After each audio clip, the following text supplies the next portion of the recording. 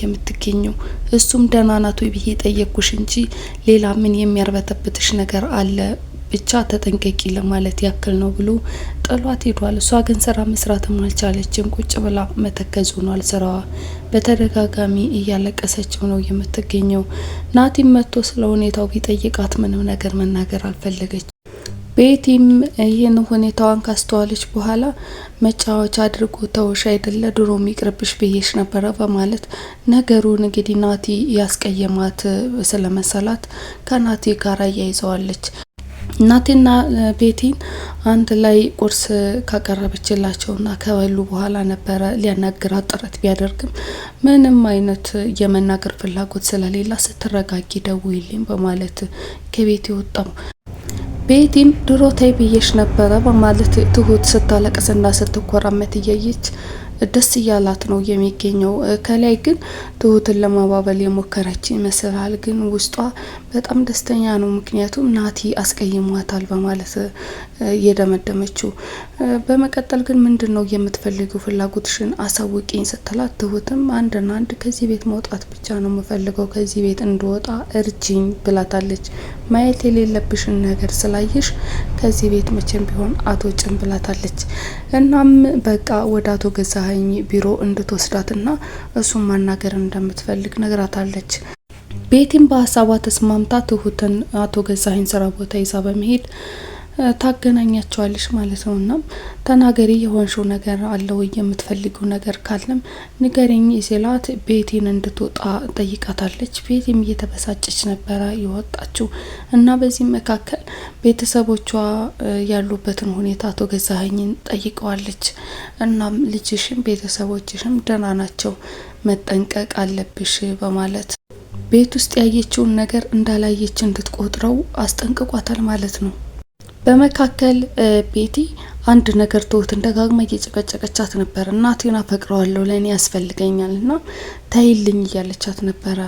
መስታወት ፊትም ቆማ ናቲ ለእኔ ነው ፍቅር መስጠት ያለበት፣ እናም ይህ ፍቅር ለእኔ ነው የሚገባው፣ ለማንም ገረድ አይገባም በማለት ለራሷ በተደጋጋሚ ይህን ቃል እየነገረች ነበረ።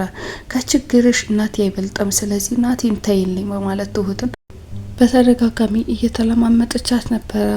ትሁትም እሽም እንቢም አላለቻትም። ብቻ አቶ ገዛኸኝን ማናገር ላይ ነው ትኩረቷ። ምክንያቱም የልጇ ጉዳይ እጅግ በጣም አሳስቧታል። የቤተሰቦቿን ጉዳይ ሁል ጊዜ በሷ የተነሳ ሰለባ ውስጥ የምትወድቀው ልጇ በጣም እያሳሰበቻት ነው የምትገኘው። ከአቶ ገዛኸኝ ጋር ያላትን ንግግር ከጨረሰች በኋላ ነበረ ወደ ቤት እንድትመጣ ያዘዘቻት። ቤት ይዛው አቶ ገዛኸኝ ጋር ትቀራለች። እናም በዚህ መካከል አለም የተቀመጠችበትን ቤት ቁልፍ ፈልጋ ካገኘች በኋላ አለም ጋር ገብታ ነበረ። እናም ፊቷ ጥሩ ስላልሆነ ወይዘሮ አለምም ምን እንደተፈጠረ ጠይቃታለች።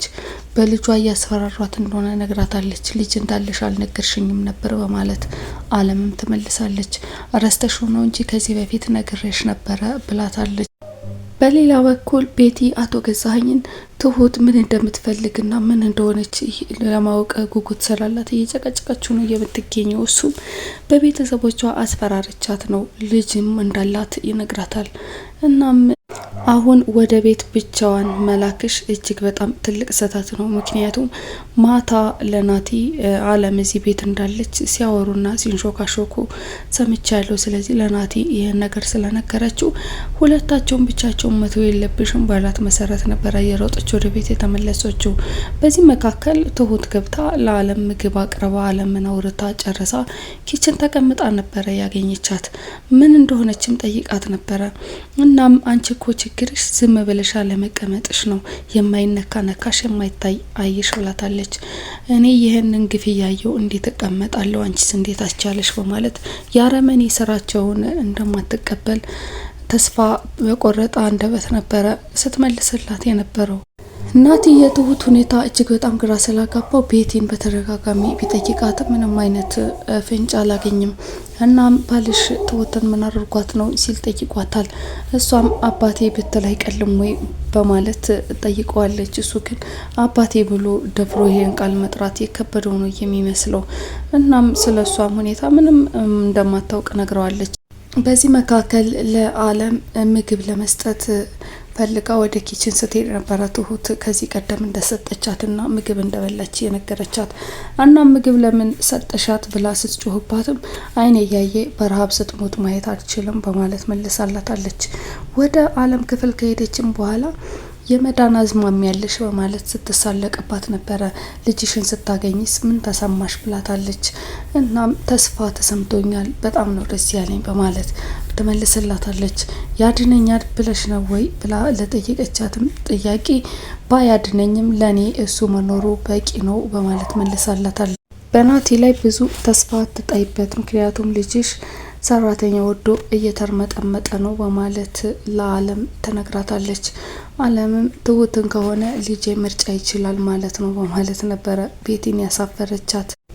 አንቺ ምርጫ ነበረሽ፣ ጥሩ ህይወት ሊኖርሽ ይችል ነበር። እናም አሁን የተሳሳተ ምርጫ መርጠሽ ነው የኔንም ህይወት የልጄንም ህይወት የበጠበጥሽው በማለት ስትጠይቃትም ምርጫ አልነበረኝም፣ በወሰንኩት ውሳኔ በጭራሽም አልጸጸትም፣ ለወደፊቱም ደግሞ ብዙ የማደርገው ነገር ይኖራል በማለት በብሬተኝነት መልሳላት ጥላት ወጥታለች ማለት ነው። በሌላ በኩል ናቲ አባቱን ለማናገር እየሞከረ ነበረ። ትሁትን ምን አድርጋት ነው? የተፈጠረ ነገር አለ ወይ በጠይቃት አንዳችም ነገር ልትነግረኝ አልቻለችም። ደህና ነኝ ነው የምትለው፣ ደህና ግን አይደለችም በማለት አቶ ገዛኸኝን ጠይቆታል። ስለዚህ ደህና ነኝ ካለች ደህና ነኝ ነው፣ ስለዚህ አንተ ምንም የሚያስጨንቀ ነገር ያለ አይመስለኝም በማለት ነገሩን እንዲቶ አድርጎታል ማለት ነው። አቶ ገዛኸኝ ሳሎን ቁጭ ባለበት ሁኔታ እንግዲህ በጣም የተጨነቀችው ትሁት ወደ አቶ ገዛኸኝ ሄዳለች። አንዴ ላናግረው ፈልጋለሁ ስትለውም እንድታናግረው ፈቅዶላታል። ምንድነው የምታናግሪኝ ካላት በኋላም ወደ ቤተሰቦቿ መሄድ እንደምትፈልግና እዚህ ቤት በጣም እየተጨነቀች እንዳለች ነው እየነገረችው። እዚህ ቤት ማየት የሌለብሽን ነገር ስላየሽ አሁን ሁሉንም ነገር እንዳላየ ከሆንሽ ነው የምትሄጂው ብሏታል። አላየውም በማለት ነበረ በደስታ ሁሉንም ነገር እንዳላየ ቆጥራ ከዚህ ቤት እንደምትወጣ ያሰበችው።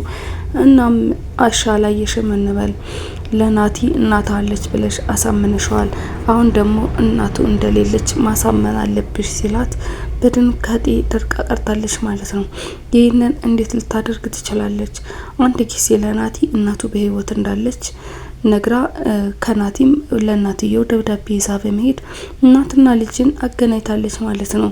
በአካል ባይገናኙም እንግዲህ ሁለታቸውም አንዳቸው ያንዳቸውን መኖር ስላወቁ አሁን በደስታ ነው ያሉት፣ ለጊዜው በአይነ ስጋ እስከሚገናኙ ድረስ ማለት ነው። እሷ ይሄንን እንዴት አድርጋ ነው አሁን እናትክ የለችም ማለት የምትችለው?